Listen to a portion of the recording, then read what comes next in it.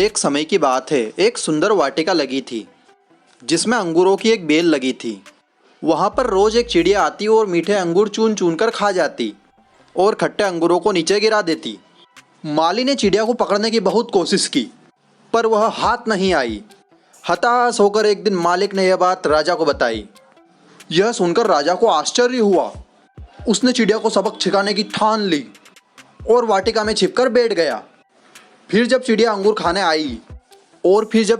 खाने आई तो राजा ने तेजी दिखाते हुए उस चिड़िया को पकड़ लिया। यानी कि राजा ने चिड़िया को पकड़ लिया और वो उसे मारने लगा। तो चिड़िया ने कहा कि हे राजन, मुझे मत मारो, मैं आपको ज्ञान की 4 महत्वपूर्ण बातें बताऊंगी। राजा ने कहा कि जल्दी बता। चिड़िया ने कहा कि पहली बात तो राजा के हाथ में आए शत्रु को कभी मत छोड़ो। फिर राजा ने कहा कि चल दूसरी बात बता। चिड़िया ने कहा कि असंभव बात पर भूल कर भी कभी विश्वास मत करो। और तीसरी बात यह है कि बीती बातों पर कभी भी पश्चाताप मत करो, यानी कि बीती बातों को भूल जाओ। राजा ने कहा कि अब चौथी बात भी जल्दी से बता दो। इस पर चिड़िया बोली कि चौथी बात बड़ी ही गूढ़ और रहस्यमयी है।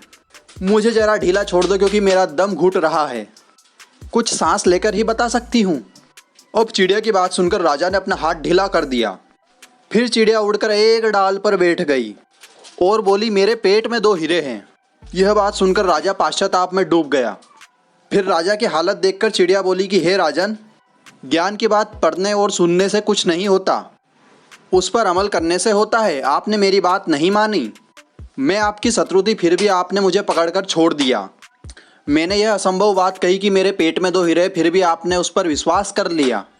और फिर आपके हाथ में 2 काल्पनिक हीरे नहीं आए तो आप पश्चाताप करने लगे, यानी कि पछताने लगे। दोस्तों, इस कहानी से हमें यह सीख मिलती है कि उपदेशों को उतारे बिना उनका जीवन में कोई भी मोल नहीं है। तो बने रहिए एक और नई मोटिवेशनल कहानी सुनने के लिए। हमारे साथ मिलते हैं किसी और नई स्टोरी के साथ।